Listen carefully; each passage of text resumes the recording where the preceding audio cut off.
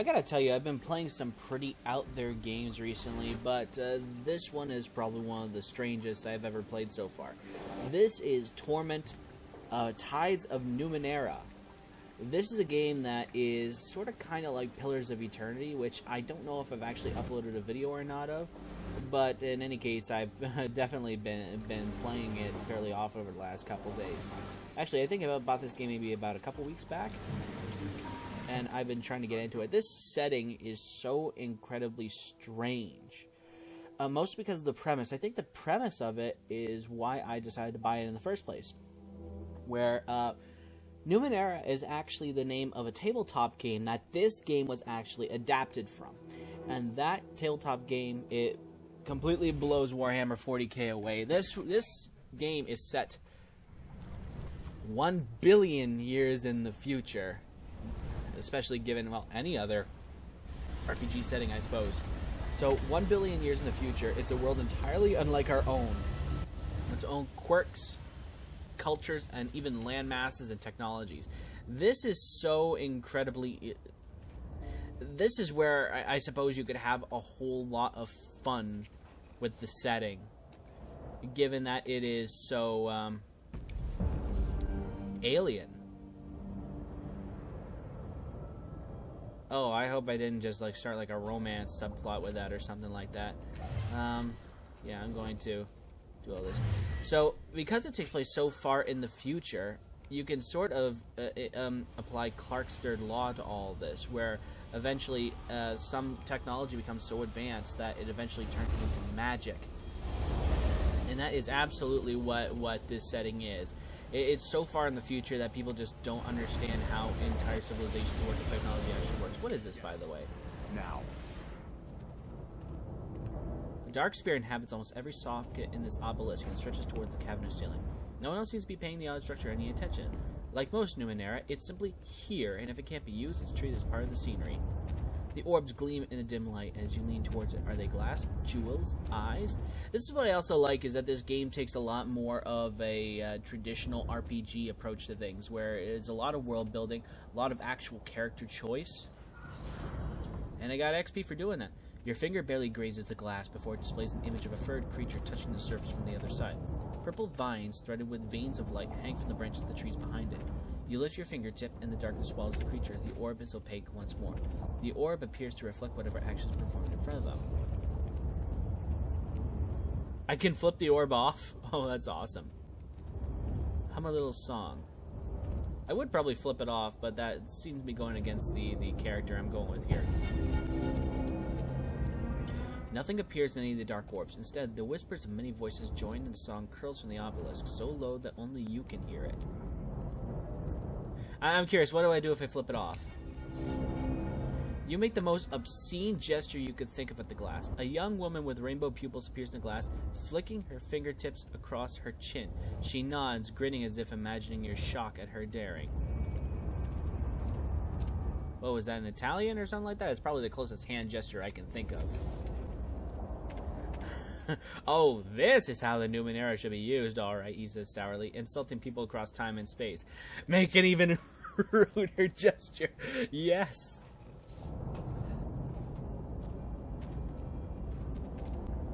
Oh, okay. Alright, so we're having like a flip-off.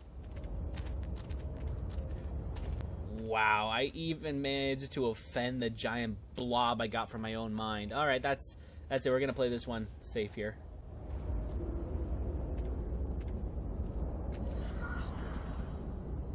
You can, however, sense its thoughts. They tickle an odd part of your mind. Dizziness overcomes you. You suddenly know that the visitant speaks stolen words and that blood was spilled to take them. Even though the cause was just, the visitant is deeply ashamed. It fades into the black of the orb, lowering its head. Okay, I think I understand how this works now. It's like whatever you do, it's a reflection of something else. Someone else is doing the exact same thing. So this is like a memory bank, something like that, across time and space, maybe different universes entirely. Given the setting, that's an entirely plausible possibility. So you play as what's known as the last cast-off, and this is really interesting because I kind of have to go into what a cast-off is as well. is that you are essentially were born at the beginning of the game and fell to the earth. And you are essentially like a living, well, you're basically like a meat suit. Essentially, a character known as the Changing God, someone who lives for centuries and centuries, uses you as vessels. And when they're done with your body, they cast you off so they can take a new body. So he can take a new body. He, she, I guess it's a Changing God. I guess it's a he. They call it like that. At that point, though, what does it matter? Can live for centuries more. Okay, I want to go here. Oh, I can't do that. So earlier on, I had some sort of clipping issue where I was forced to restart the game, and unfortunately, the point where I actually went back to just was far back, past the point where I guess I have to do a little bit more work now. Okay, so remembering. Let's see. I think what I had to do is I have to look for someone named Makita or something like that. Makita. What was it? Matkina. Okay, fair enough. So I can't talk to this lady. So again, I have to say I'm really completely in love with the setting, given the fact that it's so science fiction-y, and it's science fantasy at this point. But it plays with every single trope of science fiction: transdimensionality, transhumanism, time travel, multi-universal travel. The list goes on here. It goes completely on with all the stuff that it does here, and it takes a special significance given that it's actually our own world as well. Oh, this is the exact same thing I got last time. So all right, let's take that. That sort of stuff you just find it can be worth money. So let me explain how actual choices and how combat works in this world. Is that every time you want to do something in Torment Numenera, you have to spend what's called effort.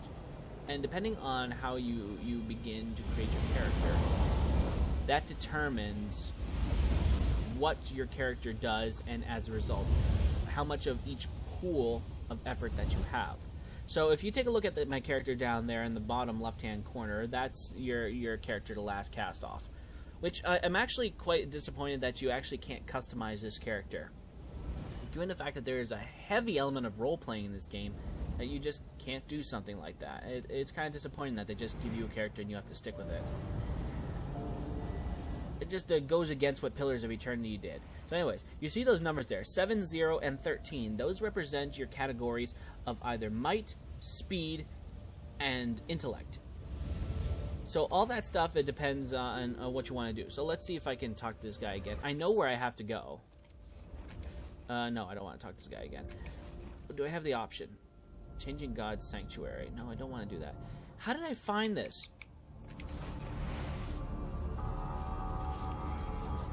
One of these characters actually tells me exactly where I need to go. So right now I'm looking for a character that is supplemental to a couple of quests that we're trying to investigate a murder. There's a guy there too. Actually, you know what? I kind of screwed up with this quest in that what happened was there was originally one murder, and I kind of took my time doing this. I went to bed a couple times because through sleeping you can get your effort back. And unfortunately, do I get something? Anything? No. Oh, I do get the XP though. So resting, I can refill. I can refill my effort, but as a result, events will still continue even though you're sleeping. And every time I slept, someone else died. Whoopsie. So now we're actually going to solve this problem. Can I talk to this guy? Maybe he knows something. Oh yeah, the foreman. Maybe he knows.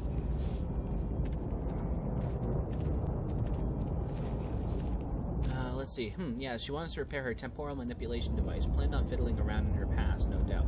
I don't recommend it, but it's not my business, and if people want to tangle reality. Nothing was wrong with her artifact. Probably meant that there was something wrong with her, and then again, none of my business. The underbelly is not yet what it will become. The three foremen are dim shapes in the wavering hemisphere of light. The air is thick with dust, and the great engines beyond are cold and silent. True to its nature, the master foreman is lecturing you. No, the construct says. What matters is that can be done. Should doesn't matter. Should is a waste of everyone's time. Are you fainting? The master foreman, the present one, says suspiciously. No fainting allowed on the manufacturing floor. We can't have workers tripping over you and toppling into the forges. We'll miss deadlines. So we got some messing with the timeline. Wonderful. I'll remember that. So I don't need to. I'll remember. Oh, geez. So, okay, I guess I could have done this to completely circumvent like another quest that I could have done. Okay, so hours later, the workers trudge back to supervise makes complicated hand sign to the master foreman. You'll find the construct where I left it, ready to use. I should have asked you to pay for. After all, supervisors is a masterpiece.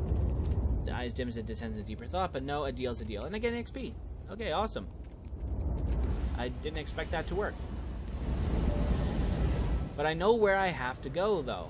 I know where I absolutely have to go. Can I talk to any of these guys over here? I talked to the merchant before. Oh, Mapper. That's where I need to go. Mapper. That's who I have to talk to. Alright, so have you found it yet? Do you see with new eyes? I've discovered the location changing on Sanctuary. Favor for a favor. Tell me about it, he whispers. Yes, he mutters. Yes. Here, in the void beneath the city. What's in this mural? He looks more closely at his armor recoils. Ah, God, that's terrifying even from here. He rubs his skin as if trying to rid himself of the mural's image. His deep blue eyes look anywhere as if but himself. He shivers bone deep. I don't envy you seeking that thing, friend. No, not at all. So, yeah, this is where I can actually find the woman. The White Death is hiding in a place called the Cave of Last Word. It's an old thieves' bolt hole. They say Sheila used it herself, but they don't say where it is. Persistent pays, though. It's always been my watchword. Excellent. So that's how I was supposed to go. So I wonder if this digging device over there. No, that's way upstairs. I don't need that. Is the device actually at the tunnel? Because I actually helped at another quest, and I hope that goes away there because that was an issue last time where boxes just did not disappear. That's what happened before. Okay, so hopefully this works. Nope, it's just on a loop, it looks like. Oh, jeez, that's gonna suck.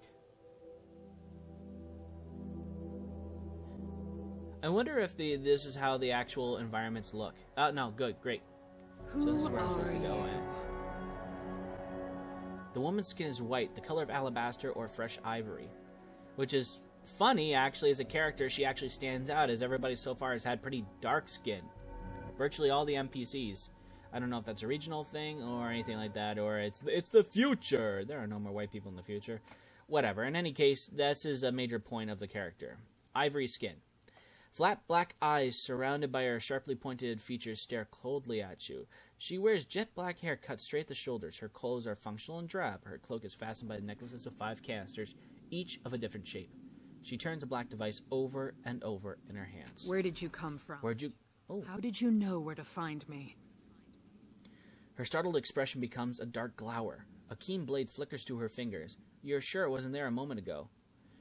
And you can actually pick these sort of things where you can scan the thoughts of people as part of the character creation. It's really cool. Really, really cool. Did I invite him here? No, I wouldn't have done that. I think she and Callistag would get along just fine. But I want to be logical with this person. I followed your trail. Skist. It's not the worst science fiction curse I've ever heard in my life. Thought I covered it. Thought I covered my tracks. Thought, fine. You wanted to find me. You found me. More's the pity. So now it's time to talk. Wait, are you asking the questions here, or am I?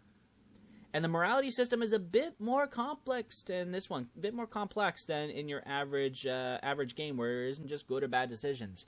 You can choose from a multitude of decisions, each like this, a silver tide, where it was playing with words, or the golden tide, which appeals to people's personalities, or the red tide, which is living in the moment.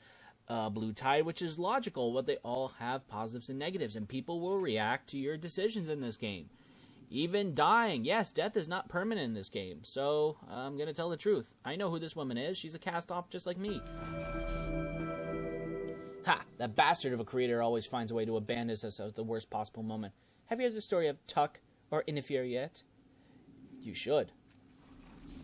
What of them? She points at the companions. If you think you can overpower me with mortals, you're mistaken. Sounds just like her father.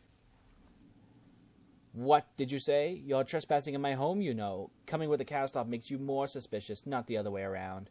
So I can either appeal to her on a personal level, which is trust me, we mean no harm, or raise the silver tie, which is using words. Any friend of mine won't hurt you unless I tell them to. Don't give me a reason. Answering strength with strength. Ha!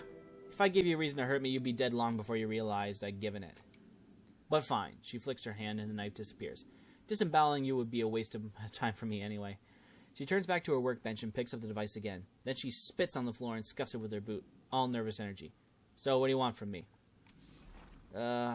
Let's see. I'm going to be honest with you. This is the first thing I wanted to take care of was the murders. Making a note. I've killed lots of people. Lots. And the underbelly, though? I don't think so. Do you want someone killed? No, wait. I could tell you, but my mind won't let me. I don't remember. If I were whole again, hint, hint. Let's go off into this. The resonance? A glint of understanding shines in her eyes. Ah, yes, of course. He would have hidden it there. A crooked grin plays across the corners of her mouth and then vanishes. I know who can help you. Or did. She shakes her head. It slips away. My mind has holes in it. One of our brothers took a rusty scalpel to my thoughts, my memories. I can't... She trails off. She catches a hold of the table and it seems to anchor her. Her eyes harden. I'll remember that. No, you must do something for me. She caresses the black and jagged device, knobbed and protruding with antennae. Antennae. Gotta be plural. Come on, writer. A sigil reminiscent of your tattoos emblazoned on it. This is Tash's mirror caster. I want you to enter his mirror and find out what you can about the jock. I'm convinced that's the key. Oh, it's a mirror caster. Am I really the first one to say the word to you? Oh, you're in for a surprise, dear brother. We are really family in a way when you think about it. Every cast-off has one. Just like every cast-off has this. She taps the tattoo on your head. Well, my head. Alright, personal space. No one knows what they're for. Adiaris thinks that they were a byproduct of the transfer process. I assume that's another cast-off, just like us. She seems lost in thought for a moment. Then she shakes her head. Wherever they came from, they can be used like a kind of temporal viewer. You relive an event in the life of the cast-off whose mirror caster it is. The event is called a mirror. Okay, this is actually the first time I'm reading through this in great detail, so this is weird. So you can view another person's life even if they're not alive or anything like that? It's rather strange. Can a mirror caster be used as spy on other cast-offs? Not spy, more like seeing pictures of their pasts. Like watching them from the inside of their minds at times when they're burned or raged or changed. When their life was a moment of flux. Well, why can't you enter it? Don't you think I've tried? She snarled with sudden rage, her knife a head span from your neck. You got issues, woman. Do you think I would waste my time with a newborn, a thief who steals into my home, if there were any chance I could do this myself? Her shoulders heave up and down with each angry breath. I try and my mind fills with static. Like I'm talking to a Murden. It only slashes and stabs and burns me, and I can't. It'll only make things worse. Maybe it has already. She blinks then, confused. Why am I angry? Did you... She straightens, flipping the knife back into her cloak. No, it'll be all right. Just find the damn jock, and I'll tell you whatever you need to know. Well, what is a jock? You don't know. I thought it was a more common instrument. No, it might not be so much anymore. One of the curses of a long life. Fashions come and go before you even know they exist. Probably easier to just let them go, or make new ones of your own, like some of the other cast-offs. Sorry? No, not sorry. You should know this. You should know about things. History. That's what life is. Knowing and doing. Makina, you need to focus. Tell him what he needs. A jock is an ancient woodwind, and this one was kept in a sealed cave beneath massive doors from a prior world. It had powers, but I can't remember what those powers are. Well, if a jock is a key, what does it unlock? Her brow furrows. Confused for a moment, she curses. If I knew that, I wouldn't need your help, would I? He stole the memory from me, alright? If you can find it for me, it'll all come back. All of it. So how do I enter a mirror?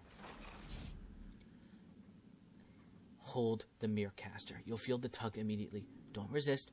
Empty your mind and let the tides pull you into the mirror caster. Then just watch. Watch for the jock. When you see what he's done with it, pull your mind away from Tasha's and tell me what you saw. Well, why shouldn't I try to change anything in the mirror? What did you mean by that? Nothing serious, she says as though speaking to an overly concerned child. She laughs suddenly. It's not like you could change the past, but I need you to learn a specific piece of information. If you change something, then it might go the wrong way. Alright, fine, I'll do it. Let's get on with it. She plucks Tasha's mirror caster from the table. She looks at it, at you, and back at the device. She licked her lips, as if weighing the options, and then, before she can hesitate anymore, slaps it into your hands. It's surprisingly heavy. Do it, she said, her voice heavy. Find the jock. Bring in my answers. You focus on the device, and you feel something tugging at your mind. And here we go. Back into the past. This part I've actually already played, but this is the second time doing it, so maybe this might actually play out differently. Everything is wrong. Tasha's body, yours now, clings like a wet cloak. The world is too bright for nighttime. Everything is too clear. Distance is too close. Edges too sharp. Memories like blood flies buzz about your head, whizzing away before you can catch them. Hard-witted Anine had their flanks and huff behind you. Like you, they've gone too long without rest. And there's Matkina, a much newer Matkina, as drawn by a pandering portress. Too soft, too fresh, too pretty. All wrong. On the waste, you see the light of campfires, and in the humble village before you, a bigger, brighter fire burns. It's a pyre. A body that's too large burns on it, too slowly. Greasy coils of smoke raises into the night. Villagers circle the bonfire, wailing and shaking. The headman's rough voice continues the ritual. From exile, you are released. Among the mourners, some echo, you are released. He throws a handful of powder into the fire, metal salts perhaps, and a spray of shining embers rise into the night, mostly gold, some green, and some purple. From wrath, you are released, they echo him. As the embers float outwards toward the plains and fade amongst the stars in the campfires, you hear Makina whisper reverently, you are released. Okay, so the first thing I need to do is very much avoid this first option because it said don't try to go full ham and you might do more harm than good. So I'm going to avoid that, but I will do the blue tide option, which is the logical option. Amnesis. The memories try to buzz away, but you're too quick for them. You seize them and squeeze. This body is you are Tosh. You already knew this, but now you know yourself as you didn't before. The body fits better. You're a cast-off, and when you call on the tides, you can destroy memories. You're a soldier of shorts.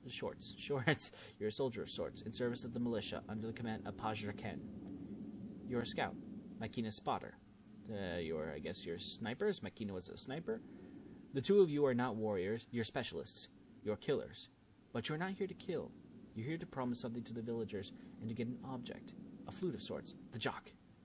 As for why, that memory and others remain beyond your reach.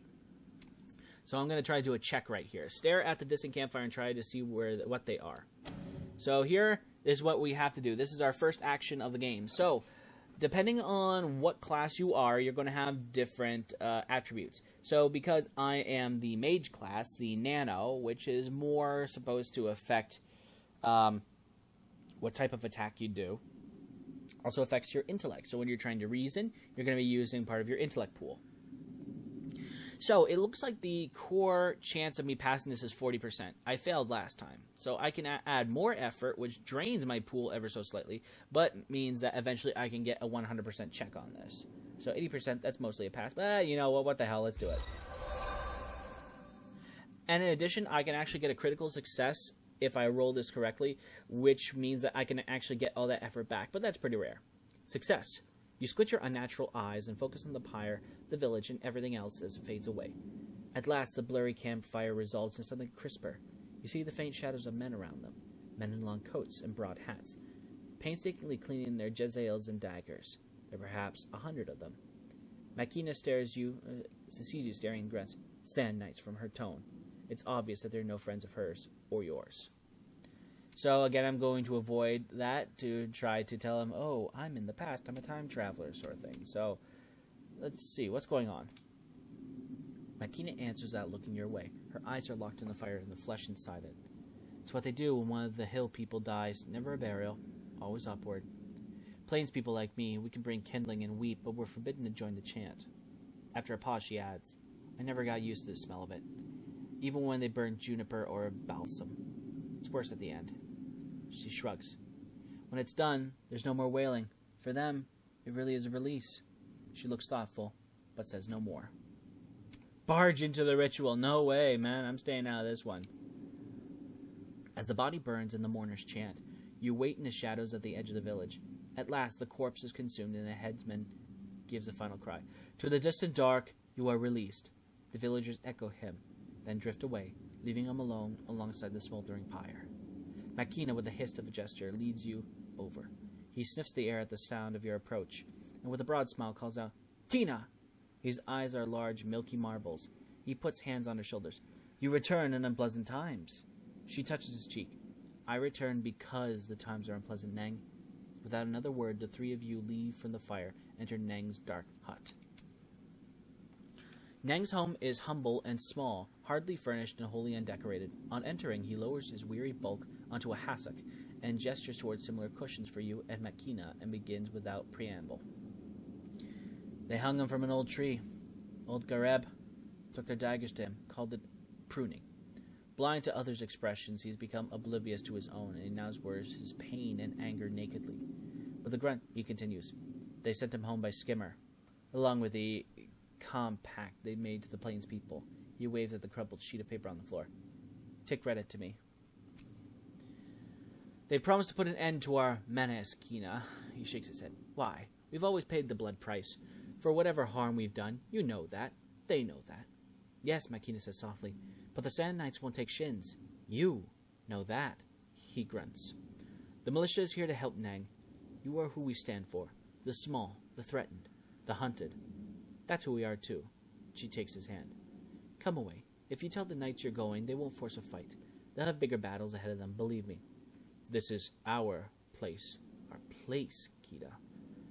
Pajraken will give you a home. Trust her. Neng is silent.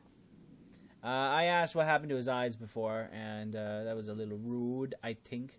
So let's read the crumpled note. You unfold the compact sent by the Sand Knights. The writing is neat, plain, small, and seems to go on in tightly stacked lines.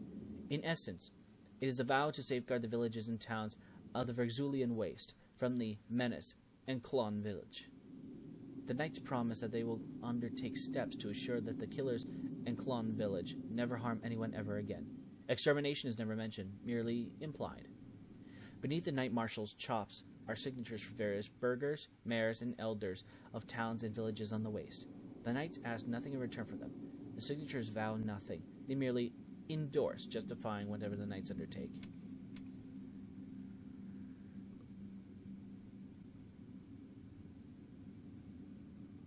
So I can intimidate the old blind man, but I'm not going to do it. So I'll do the gold tide on this one. Neng cocks his head wide. Why would I doubt her? He smiles. There was a plains child, a beautiful boy, wandered too far into the waste and was gone. We all gave him up. But Kina? She left that night with a knife and a lamp and a rope. Just said, I'll bring him back. Hardly spoke back then, our Kina.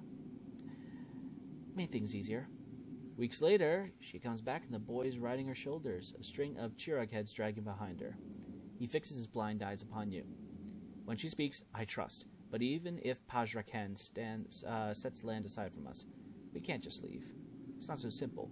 Plains people can't understand. What is it that we can't understand?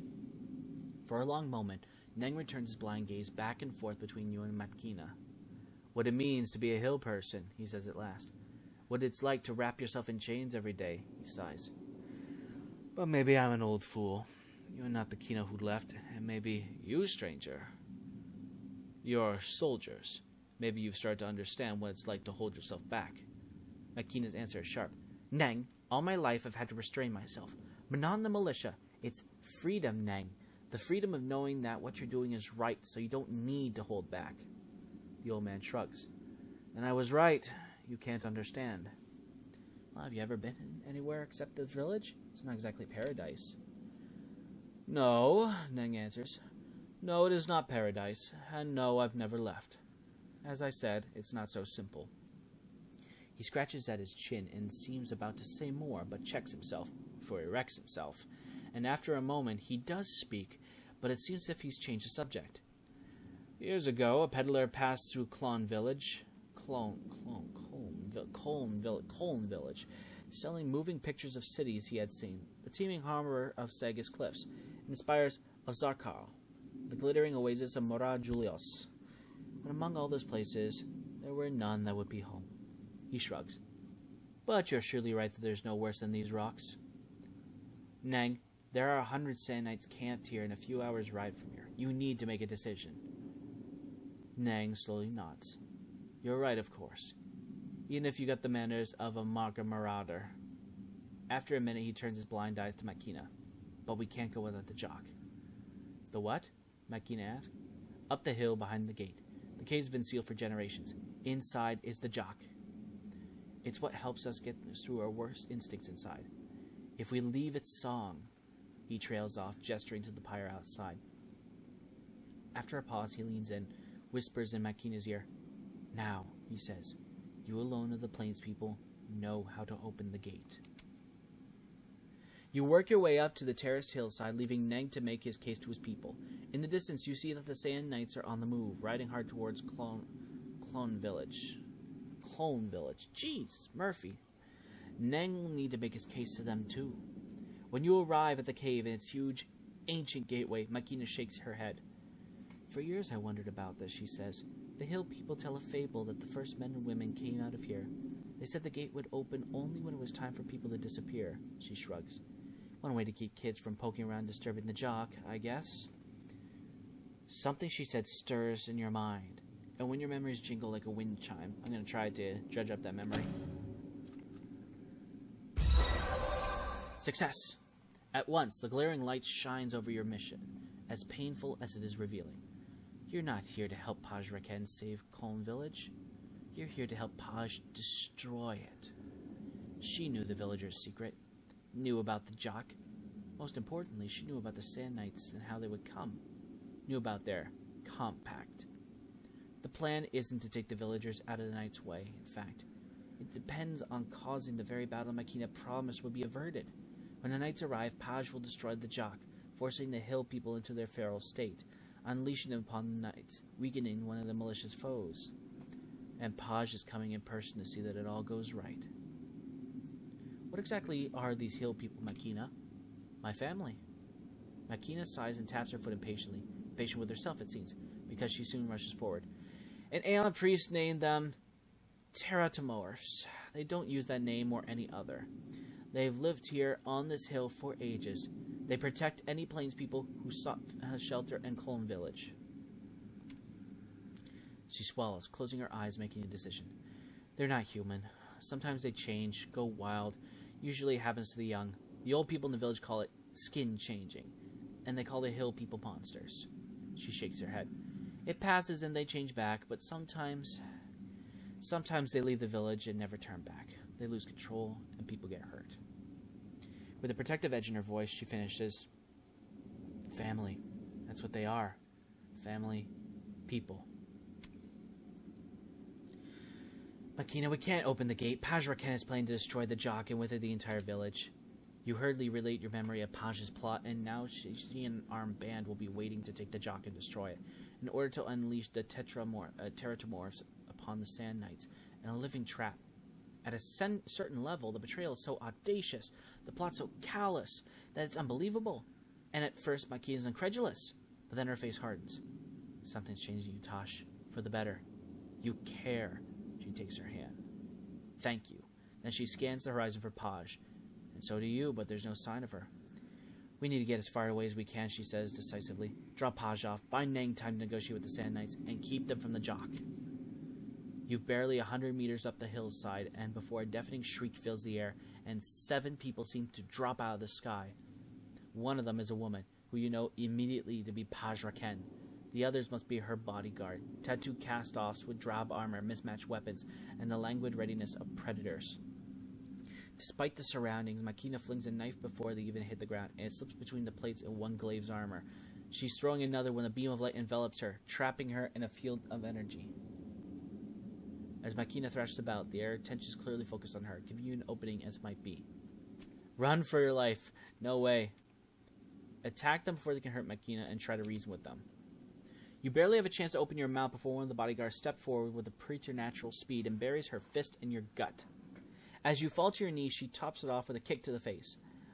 While your head swims, she flips you over, disarms you, and hoists you back to your feet. Though both of you are subdued, Paj hardly seems happy. I don't know what game you're trying to play, Tosh, she warns, and I don't particularly care. I just want the Jock. Tell me how to open the cave and we'll go from there. She doesn't bother to bribe or threat. Despite her soft, almost maternal features, she doesn't need to bluster. Her eyes say everything.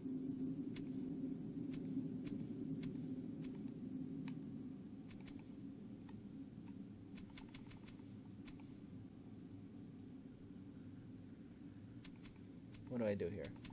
I'll be honest here. I'm gonna have some bravado. Paj starts to speak and then pauses and begins again. The village can't be saved, Tosh. Not by you or Makina or me or the militia. War will chew it up. The Sand Knights will find some reason to burn it down. Entropy already claimed it, Tosh, before we made our choices. She points, and as you follow her finger, you see the Sand Knights have arrived and are conferring with Nang at the edge of the village. What I want is to give meaning and purpose to that destruction. What I want is to advance our cause, so that someday when the war is won, I can return and plant a tree in the corpse-rich, ruined earth and thank these people for their sacrifice. It's the best we can do. Only Makina knows how to get in. Paj looks at you and to Makina, whose contempt for you seems to be ready to boil over. But we won't talk, will you, Makina, because this is where you draw the line. Not all the gallons of blood you spill for the militia, but at one drop at a time for your friends. She watches Makina thrash and shrugs, but all the deaths have the same price. Makina, the question is only whether that with you bond is worth it. She turns to you. And you. If only you could read minds and not just destroy them. She lifts a finger, and before you can react, you are sliced open by one of the bodyguards. As you fall to the ground, filleted and unable to move, you watch the fling Makina over the cliff, still wrapped in the energy field. She can't even scream. This is similar to how it ended last time for me, so let's see what happens.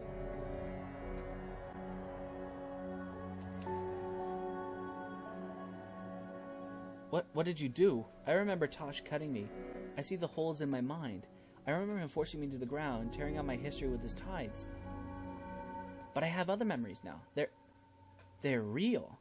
He didn't do it. He died. He didn't violate me. He joined the first. But he did try, didn't he? She holds her head in her hands, shaking, and her voice becomes thick. The 2 strands of memory. This is pulling me apart. She looks up at you, tears streaming down her cheeks. No, it's pulling me back together. I remember now. That hole it's almost gone. You changed reality. You changed it. I don't know if you meant to do that, but you've done more than your part of the deal. I've asked about the resonance chamber. I know it. Mazov's the guy you want. He can fix anything. He might have even helped design the chamber you're talking about. Your best bet is to look for him to cast off sanctuary. Neil Avest. There's a cast off sanctuary? It's a sanctum, a refuge created by the first in our shire. It's shielded from the sorrow, supposedly. Our siblings like to hide there until they can't stand each other's company anymore. Personally, I don't think anywhere is safe from the sorrow. Not even that place. The sorrow is basically a intangible, sort of abstract enemy that you fight at the very beginning of the game that sort of follows you. Great, where can I find Emil Avest? Word of caution, they won't believe you, Emil Avest. They'll treat you like they treat every other new cast-off, as a pawn in their game with each other. Look out for that. She walks to her table and unrolls a map of the Saga's protectorate.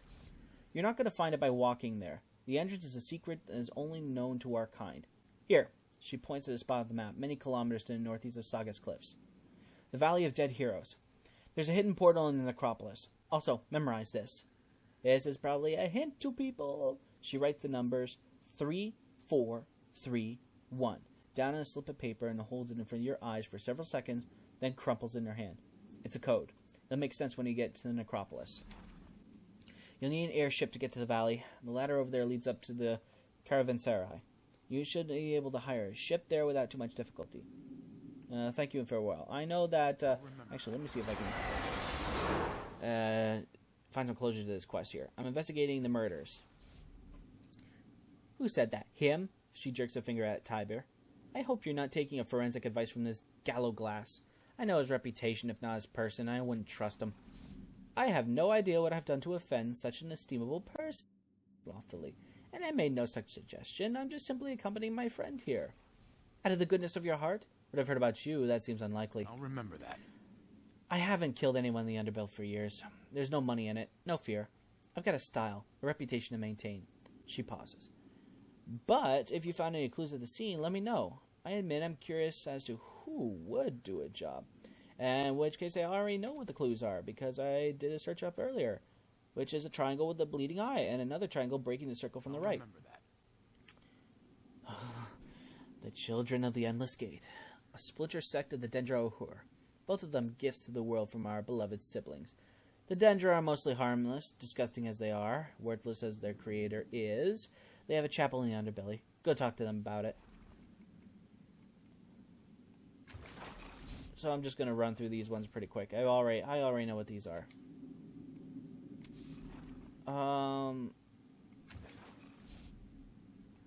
Let's just finish this up. There is an opportunity to get her as a companion, but I'm really happy with everyone I have here right now. I'm going. Okay, so let's take a look around. An oddity. Oh, I can sell this. That's randomized. That's definitely not the same, I don't think. Okay, so let's take a look down here to see what's going on. Talking to that sort of thing caused a glitch to happen where like the dialogue box stayed around here. Actually, what I'm going to do is I'm going to quick save as well. I like the quick save option. Really helpful. So I'm going to level up. So I have to click the left stick to open this up here. So looks like I have an option to do all this. So let's tap the Y button so I can increase the edge. Edge is the only thing I can increase. Edge provides a bonus to all tasks and challenges that use that particular stat. For each point of edge in that stat, you can use one level ever at no stat pool cost. Okay, I'm going to use that in speed, because that's my lowest stat.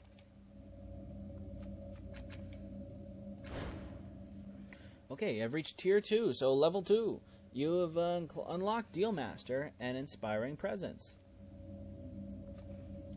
2 abilities to learn. Oh, okay. Let's see what we can do here. Gain 1 training level in cipher use. Still allows to carry additional ciphers. Remove all negative fettles, excluding flanked and lasting damage. Heal 6 points of health. Ooh. 5 of 5 uses per day. So that's a daily power. 5 daily. Gain 1 intellect pool and 1 armor. Mind barrier. Data sphere link. Gain +1 training level in lore machinery skill. +1 training level in lore mystical skill. And +1 training level in lore natural skill. Flash does 8 physical damage to all enemies struck inside the radius. Even on a miss, deals 1 damage for each level effort applied. So it's a guaranteed hit.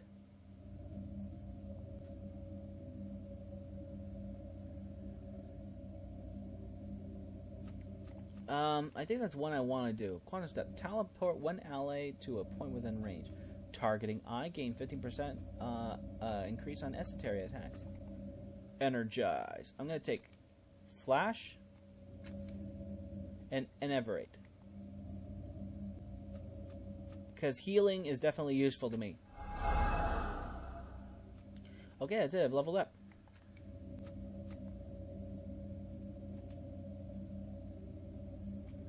You create an explosion with your mind and a swirl of power that bursts through your foes, and willpower can defend against it. 8 damage, though. It said that's within range, right? Oh, jeez. That's actually pretty useful. So let's advance Allegaron and Tiber. So I can improve skill, increase an edge, or stat pools. Increasing the maximum effort level will allow you to spend more. Nah, it's alright. Let's increase the stat pools. His might, I think, is the best thing we can do. Confirm. And let's go over to Tiber. A cagey jack who knows how to take care of himself. And let's increase the edge. So if he's a jack, he's using a lot of speed. And that'll help out. Hopefully they like that. 1 point at no cost. Wow. Why didn't I take one of those earlier? Don't underestimate the value of good defense. Evasion helps you dodge attacks, while willpower can let you avoid esoteries. So, esoteries is a spell in this case, and high willpower can help defend against spells. Oh, what else is new, right? So I'm right next to where I want to go. There's something up here I wanted to check out. Fine. Okay, hold on a second.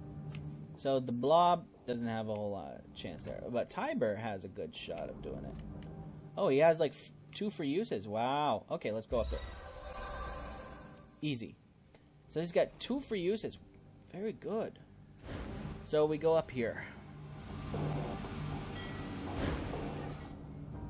A welcome blast of wind caresses your face at the top of the cliff. Your companions follow the path you blaze for. Well, actually, Tiber did it, but whatever. Yes. Now.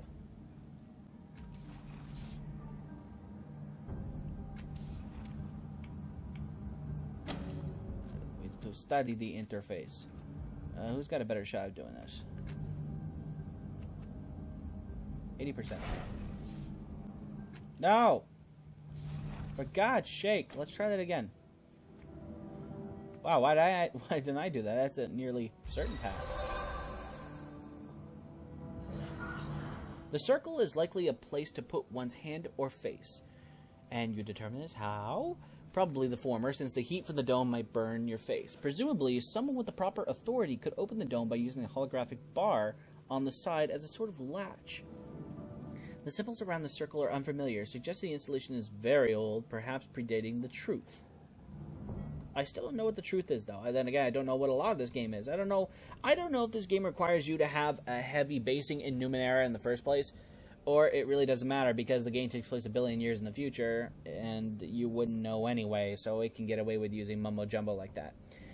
Whoever created this dome then wanted to keep what was inside a secret from anyone except to those whom he or she had given access. Try to use the interface. As soon as you place your hand in the circle, the symbols light up and spin rapidly. Apparently, you have the authority to enter. You slide your other hand up the bar on the other side. The interface disappears. The air cools immediately, and then the dome fades until it is gone entirely. It's a thing! Wonderful. Let's try to use it. So I got 5 points of intellect left. Okay, so try to remember why this feels familiar. Okay, I'm gonna go put everything I got into this. Pash! A memory emerges, as clear as if it were happening to you right now. You are at a cracked door at the base of a stairwell. The door squeaks quietly as you ease it open. Your breath catches in your throat, but the Tabat soldiers outside don't notice you. You squeeze to the door, a keen-eyed young girl behind you, and you slip out of the tower down the blood-stained corridor and into the city. The city is under attack. You dash through the streets to the nearest of your generators. Pressing a couple of buttons, you and the girl are teleported elsewhere. With a quick movement, you shift the Tesseract, slipping the controls from space to time. Then you press the cluster of stars to connect the network of temporal shield generators. I wonder what this is supposed to be. Maybe a direction? On the map, the network of generators burst into life, sharing energy across the city to create an enormous shield all over Saga's cliffs. Okay, so space to time, and cluster of stars. The dome of energy fills the sky, unmooring the city from time itself. On the other side of the shield, the world shifts and shimmers, objects and landscapes appearing and disappearing before your eyes. The place is the same, you realize, but you're seeing it from many different points of time and many different periods at once. The important thing is that no one can enter or exit the dome while the city is temporarily unmoored. That should buy the city's defenders the space they need to fight off the Tabat and survive. I'll say, it's a time machine. The memory fades. You stand above the caravansary again.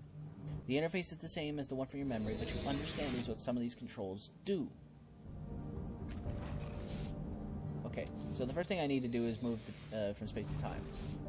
As soon as you touch it, the impossible cubes shift and move in your fingers. It seems to snap into two different states. With unfamiliar gestures, you rotate the tesseract. The inner cube squeezes out and becomes the outer cube, while the outer cube becomes the inner one. Some of the locations lit up on the map change. Among the other locations, two new lights appear in the caravanserai, one of them marking the platform we were standing. The outer cube moves in space, no longer flickering as it was before. Presumably, the controls are now set to the spatial dimension. And the cluster of stars, I think. The bright points on the map glow even brighter, and the platform beneath your feet hums and glows with warmth. Faded lines appear on the map connecting each point, and a network of machines which can panel controls, including total locations in the caravanserai. With a loud pop, the humming stops and the map returns as it was.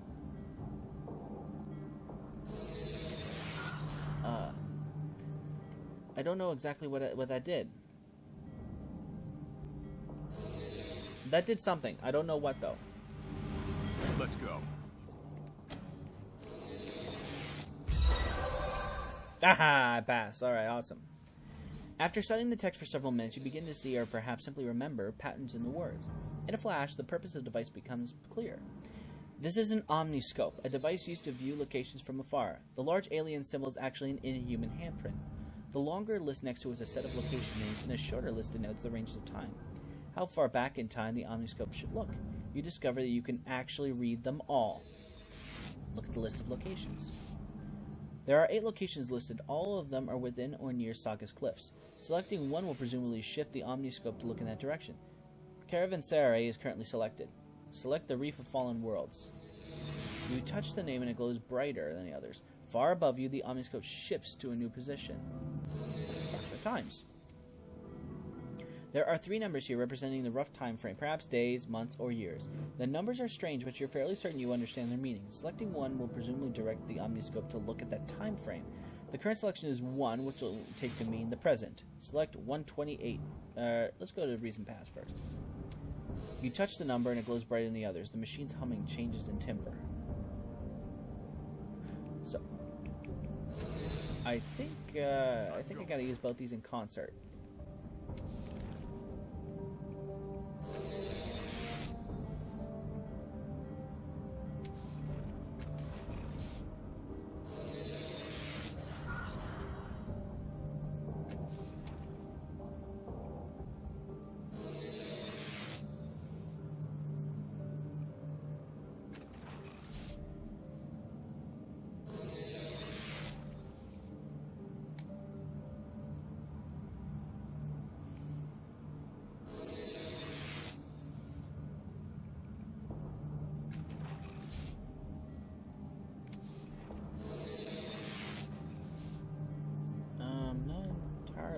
State your destination.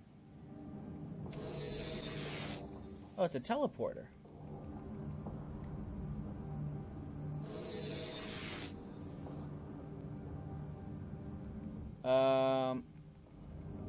Circus Minor, I suppose. Yeah, okay, it's a teleporter here, but then it was also a time machine. I'm gonna have to go back to that and check it out. That's really interesting. That's actually really cool. Again, you can see why this is such an interesting place, especially if you're really into world building, a lot of fluff. That's the sort of thing I really like, so it's something I enjoy from this game. So there isn't a whole lot happening in this, but this is mostly what it is. It's not all combat like it is in Pillars of Eternity, which is much more combat focused. Here, there's much more of an emphasis on storytelling in this really bizarre world. Oh yeah, and it's nighttime here. Despite the fact that it's daytime everywhere else. Yeah, that was interesting. I'm gonna go sell my stuff. The oddities I picked up.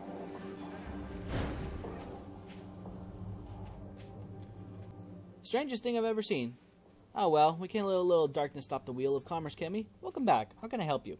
Doesn't it trouble you that night fell so quickly? That's for the nails to worry about. Me, I don't ask questions. Curious people get themselves killed.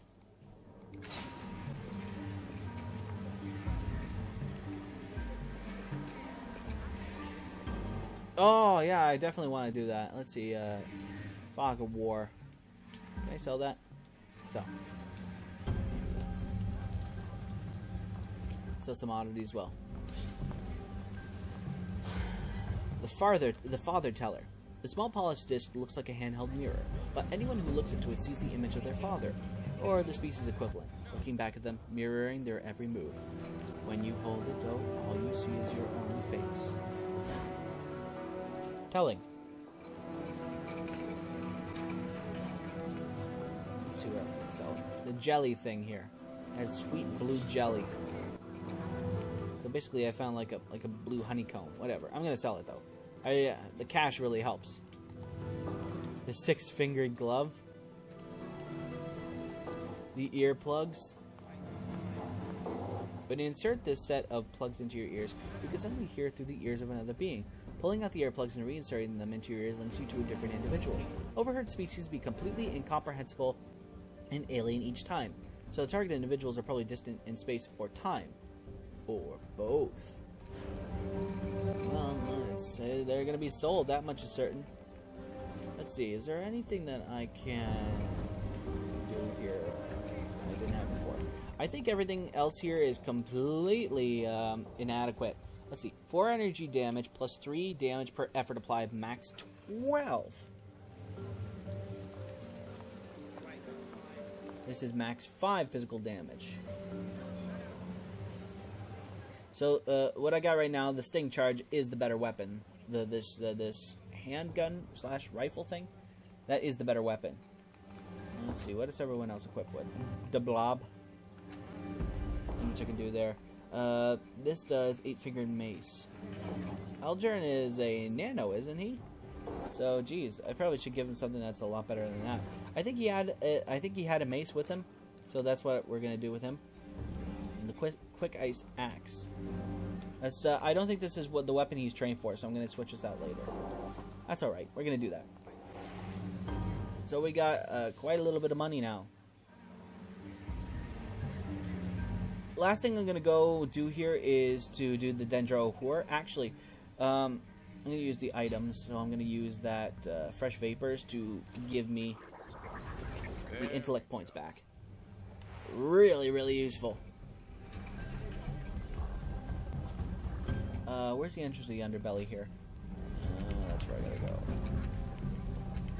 Oh, Kazmine is a vendor? Let's check it out.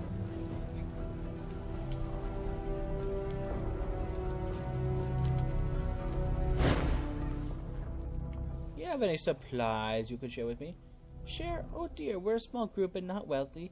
We exist on donations, curios, the occasional great gift from one of your siblings. For instance, we had a weapon once used called the Chalcedon. The Chalcedon, the commander of... My point is that we require some payment for our wares. Is this it right here? No, the cortical shunt. 1 training and deception plus 2 damage on esoteric attacks. Spray flesh. 38 bucks. Let's buy 3 of those. 3 points of might. And I've already got a couple of those, so let's buy that. Okay, what else we got here? This is intellect. We're okay with that. So 3 points of speed. So all these things will restore all that stuff. It's quick buffs for something like that. Yeah, I'm cool with that. Okay, so I'm gonna go into the underbelly. We're gonna go talk to the cannibals, and that's where I'm gonna end it. This is probably gonna be a longer episode, but who cares? This is an interesting game. I enjoy this game. I'm actually also really enjoying that I'm playing a multitude of different types of games. I'm enjoying variety, because in addition to this, I'm playing Rainbow Six Siege a bit more. So you can tell I'm going all over the map. I'm okay at it so far. I'm not at the point where I can be ranked, so I'm playing casual matches right now. I'm still learning. I'm still learning everything. Yeah, the cop that hired me to look into the murders probably wants to skin my ass alive for it. For not doing the job. I didn't know it was going to be as bad as it would be. So we're going to try different. Okay, let's go talk to the Death Cult. I'm getting a lot of 40k vibes from this as well, because it mentions terms like abhumans, death cults. There are a lot of skulls all over the place. Suppose, I mean, you could construe it to be like a future of 40k. It is pretty far in the future. Imbitu is the guy. I'm helping Folsom investigate some trouble in the underbelly. Can I ask you some questions? Of course. And do tell Folsom hello from you. We are dear friends. Well, he frowns more than I smile, but we do have a grand time together whenever we meet, which is often. Tell me about the children of the Endless Gate. The smile fades. I hope you're not asking for the reason I think you are, he says. They began as a branch of the Dendrohur that was more impatient in their appetites. His lip twitches like the memory of a snarl. Years ago, my sister and brother and I chased them from the city and erased their names from every record. Or thought we had. Perhaps. No, this is the first time I've spoken to the Endless Gate in years. They can't possibly be involved. He takes a deep breath and smiles at you again, which is like watching a wrinkled sun emerging from the clouds. Could their twisted beliefs have somehow infected one of them? Impossible. I have evidence that the Dendrohur are involved. Can I speak with your acolytes? I'll remember that. Oh my, he says. I suppose you do have my permission. Do be gentle with them. He flashes his teeth at you. If they deserve it, of course. Do you think any of the other Dendrohur could be capable of murder? What? The cult that actually eats people, admittedly to preserve their memories, isn't capable of murder? Certainly not, he declares, then pauses. Well, they do come and go as they please, hunting for bodies left in the gutters like broken leaves. The Devourer of Wrongs are standing vigil these last few days, but any of the others could be responsible, I suppose. Oh dear. They really are a suspicious lot, aren't they? Mallet enjoys hurting people. Kiatawa tells her little lies, and Z, well, she's quite unique. All in all, they're a horrifying bunch, aren't they? I really haven't noticed before. Which one of your acolytes might be capable of murder again? Oh no, so I didn't say. All of them except the Devourer of Wrongs. They're a fairly nasty bunch, I'm afraid. Our lifestyle doesn't draw the cream of society like it used to. Talk to them yourself. You'll see what I mean. All of them have their secrets, but they do love spilling them if you help them along. Z was quite willing to share her hopelessly barbaric, quite marvelous philosophies, if you press her hard enough, and Kiatawa holds her secrets close, but plays with her hair when she's hiding something. Oh, that's a tell. And our dear Mallet cannot seem to abandon the grudges from his old life. Where were you when Folsom's protege was killed? This is simply procedure. I'm not pointing fingers. Ah, he says, I have quite an amazing alibi. Is that how you say it? Alibi? He draws himself up and sets his jaw sternly like a character of justice itself. I was with Folsom the entire night. He can tell you as much. It may have been entirely legal what we did, but it wasn't murder. So, okay, I'm going to leave it at that. I've promised Folsom I wouldn't tell anyone how he helps with things. You'll need to ask him if you want to know more. So as you can see, I'm beyond suspicion. For one thing, the priest says, I don't think that's exactly what I was thinking. Okay, let's talk to the dude named Mallet first. What do you want, shield meat? He says, Larry. Mbito gave me permission to ask you about the murders. Is that right? He says, glancing at Mbito, the leader of the Dendrohur. Gives him a small nod. Yeah, all right, he said. Ask your questions for all the good it will do you. Did you know Weedle? Heh, yeah, I knew him. Glad to hear he's dead. He went smart and didn't know it. Always looking down on the rest of us. Always ordering people along with Folsom looking on smiling. But if you're thinking I chopped him, I didn't. I was getting drunk in the corner of the manufactory. Wondering what all the screaming was about. Damn uppity like Nebber.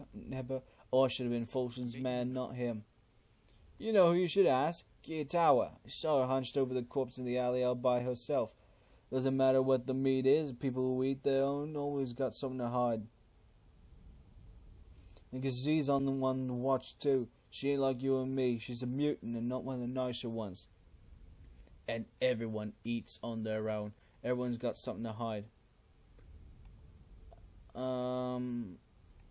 So that's all we got here. So he could be completely lying to me, so I'll talk to Z first. We welcome you back, tenderling, she croons. Ask your questions, she says, with her claws.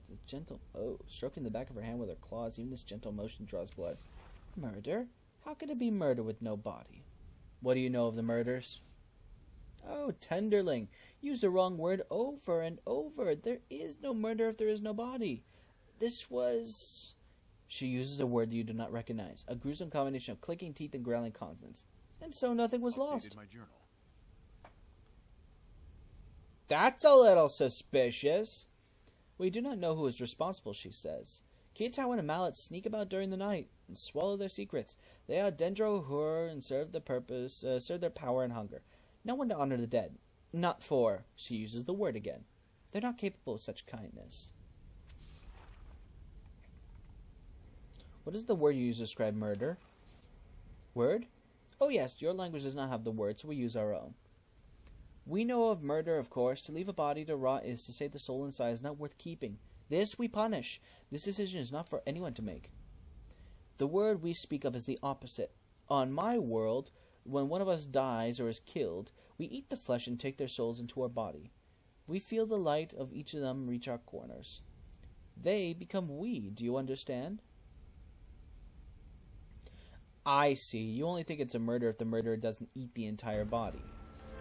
Yes, he says. You understand. This murder is no murder. You're still playing with semantics, woman. We know the details. The skin, hand, and blood, the circles on the wall. Tenderlings play with their food. Perhaps your murderer is young. They do not know that they should finish the hands, strip the memories of the hard work from the tendons, crunch the bone, slurp the blood from the floor. Tenderlings. Perhaps this tenderling thinks what I do is murder? He is wrong. You don't think Kiyatawa or Mallet killed any of the victims? We never said that. They kill, but they do not honor. They do not understand who they are. I might as well ask her about the cult. We know it, but we're not sure how. Yes, bloody circles left on the east side of the junkyard dwellings outside the Bloom. In the shadows, beware the endless gate, little woman. The people that communicate say, it still makes me laugh. Such sweetness. Up and that, it's the same thing. So, I'm going to talk to Devourer of Souls. Devourer of Wrongs allegedly doesn't know anything, but whatever. Kiyatawa. And apparently playing with the hair is a tell. Yeah, good to know that I'm not surprised the murder's trail led you here. What do you want to know? Mallet says he caught you eating a corpse on your own. Yeah, well, maybe Mallet should mind his own business. Sure, it's true. I don't like being down here more than I have to, alright? I barely even sleep anymore. Keep getting the feeling that they were waiting for me to die, wondering what I'd taste like. Not too long ago, I found a corpse in an alley near Circus Minor, and I didn't see why I shouldn't share with this lot. She drags her fingers to her hair. That's the tell. That's it. No secret. No scandal. And since Mallet thinks he can share my hunting with strangers, maybe you should ask him how many corpses he's found on his own. Or maybe they were actually dead when he found them. Mallet's killed and eaten. I'm sure of it. Probably they all do. Do you have any idea who the murderer is? Making a note. No, she says, resting her hands on her hips. But I've seen what they leave behind of Folsom's boy. A mess. Blood on the walls and the floor. No body. She flicks a strand of hair out of her eyes. That's the kind of death you see when someone's sending a warning. Or holding a grudge. I saw it all the time before I came here. The circle is not a warning. It's a sign. Why do you think someone's killed Folsom's protege? Why? Why? This is someone Folsom cared about. He has a lot of memories. Why do you think?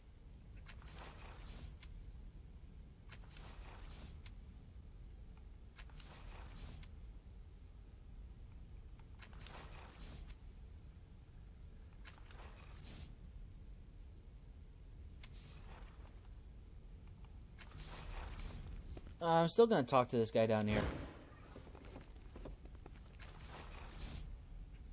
Good, it rumbles at once as though it's been waiting for the news.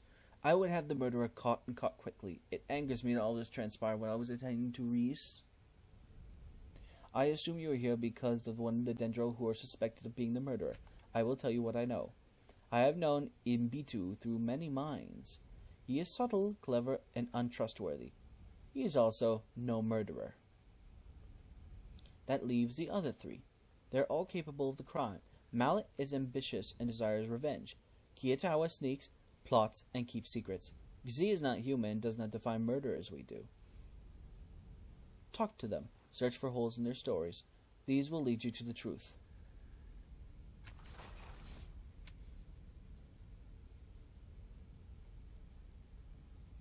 Oh, jeez. So we gotta cross-examine all these guys.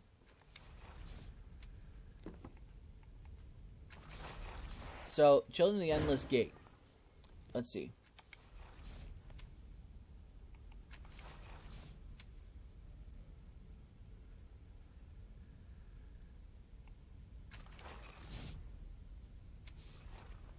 So I'm gonna confront him on, killing people. People? She said that? Yeah, alright, but it's not people. It's just the one. Yeah, I ain't gonna give you a name who stole something from me once. The fact that you ain't here asking about him means no one misses him. You sound like a man with a lot of grudges. Sure you didn't decide to settle somewhere fulsome? You must think I'm an idiot. Sometimes grudges pay off, right? Makes you feel good? Not right in the gut? I gotta remember the voice. But no one gets the better of Folsom. If I killed every one of his protégés, I'm not saying I killed every one. The man would have me skinned and hung before I dropped my club. Settle grudges? Sure. Settle grudges with Folsom? No. Never. Are you sure you haven't killed anyone else since you joined the Dendro Hur? Yeah, I'm sure. Okay, fine. He's being honest.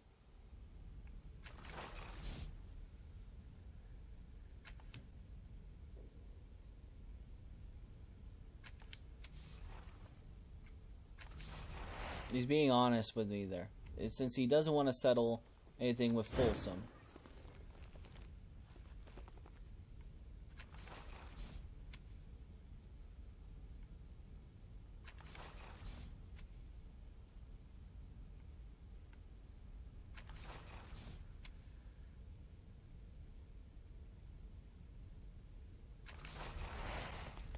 Z's probably the closest one.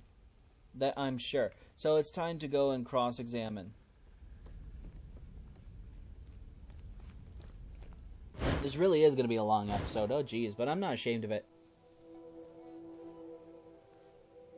This is a role-playing game. This is like an honest-to-God role-playing game like from back in the day.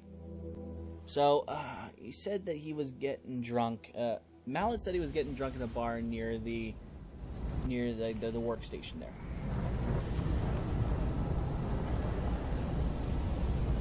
Actually, first thing I should do is talk to Folsom. Oh, I can level up the blob.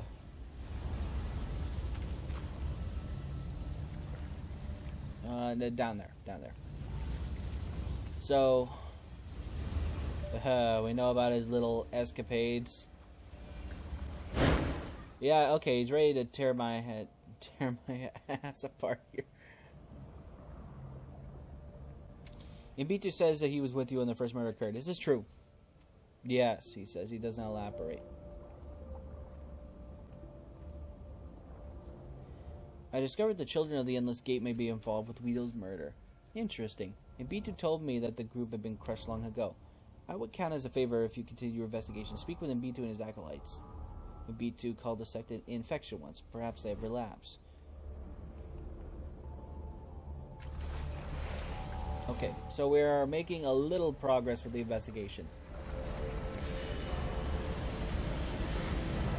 So, obviously he's not denying that he was out with Imbitu that night doing whatever.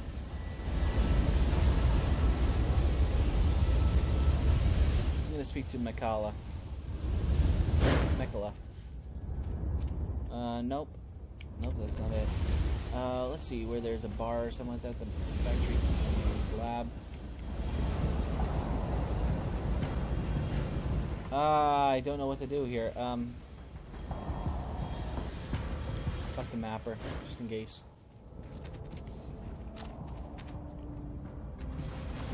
Let's try interacting.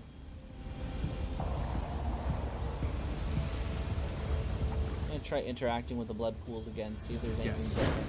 Now.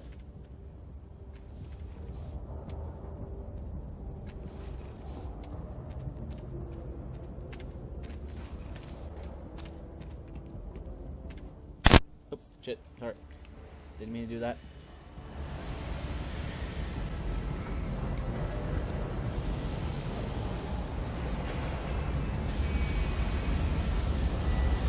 Is there anybody else I can talk to around here?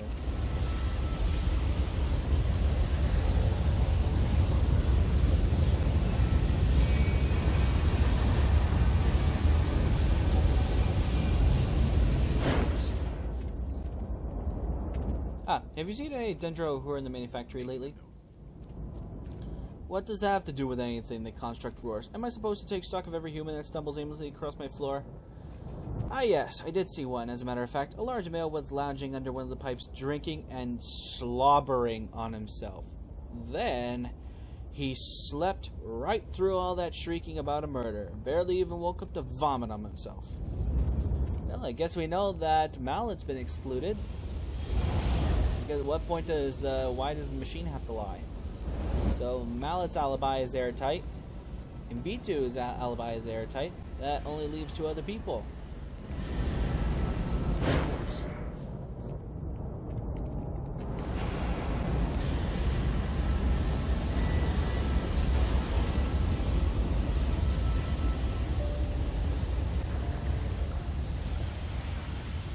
Let's cross-examine those 2 other guys one more time.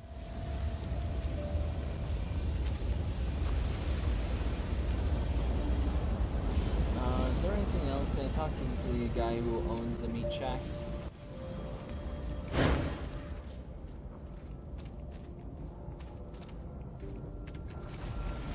Nope, nothing. Alright. Let's level out the blob really quickly. Increase the edge and might. Increase the might. Augmentation, realignment, and cipher limit increase. Train Splorch. Improve Splorch, granting 50% chance to hit. Yeah.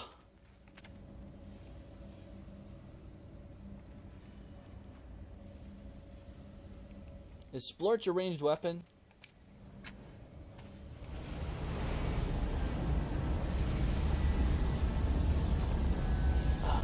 I don't know. Like both of the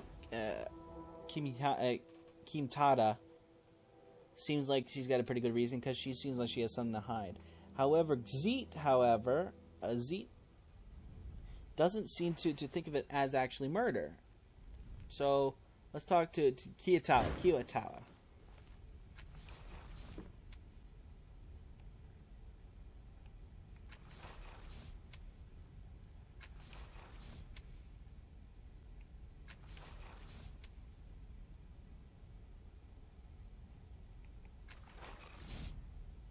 She used to be a lot worse than she is. If you haven't talked to her yet, you'll see what I mean.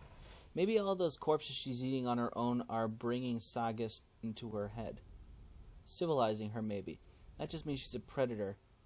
And who knows the minds of her prey? She's a monster. Certainly she's murdered to eat. Murdered to eat! Why wouldn't she?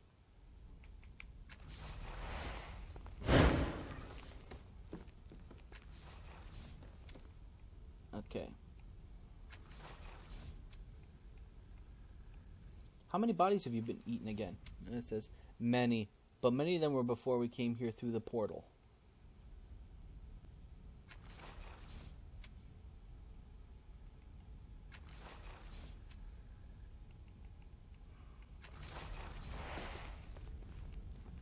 Okay, so it seems like I've narrowed down the suspect list.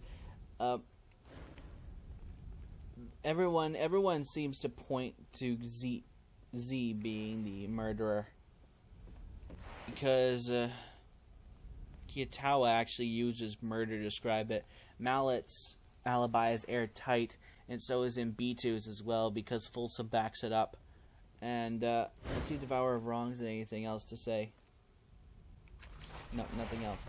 Okay, so I'm gonna pull the trigger and say that Z is the murderer, because she doesn't think of murder in the same concepts that we do. Kiyatawa actually uses murder to describe her actions, and the other 2 guys have an airtight alibi.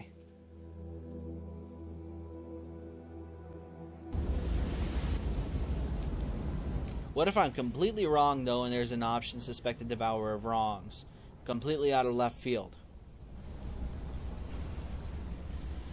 I'll just have to go with the consequences of it.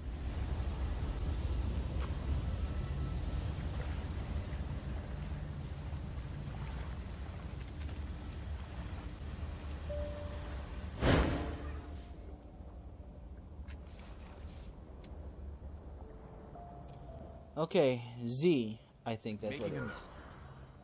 I will not lie, that savage creature was at the top of my list of suspects. People will speak with her and discover her reasoning.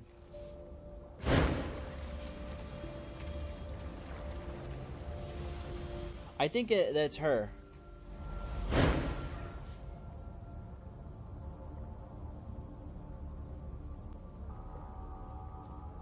Oh. Z proved resistant to our questions, but we are satisfied that she's responsible for this carnage. She has been hanged.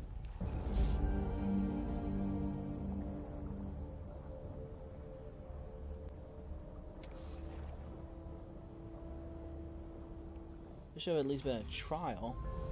And there was. Just not the kind of trial you'd recognize, perhaps would approve of. Okay, so maybe she wasn't the murderer, but... then again, I can't tell. Was I wrong? It was either her or Kiyatawa, although she wasn't playing with her hair.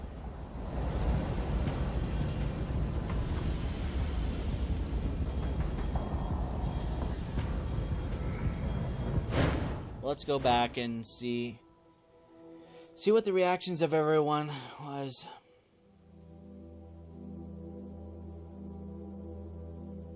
Why do I feel a sinking feeling in the pit of my stomach here?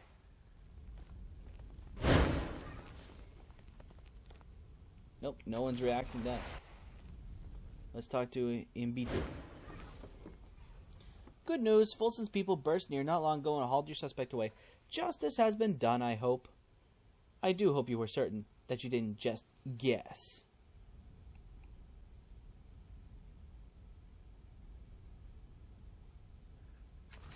So, did you know?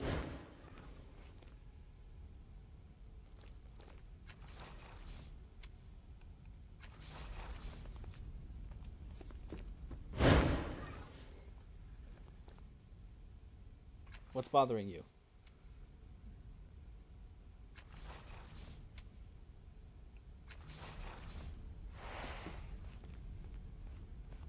So, was she the murderer? It was either one of the two.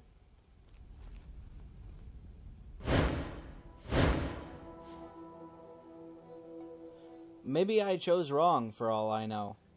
But at least I knew I got it well within the 50% range of it. So, that is Torment, Tides of Numenera, an interesting game that seems to play on the Torment Planescape name. And which I won't lie is one of the reasons I picked it up, because I saw Torment on the cover and I was drawn into it, and I think this is a really rich world that has a lot of potential for it the further I go on into the game. So thanks very much for watching as always, and I'll see you in the next video whenever I decide to make one. Take it easy and have a good one.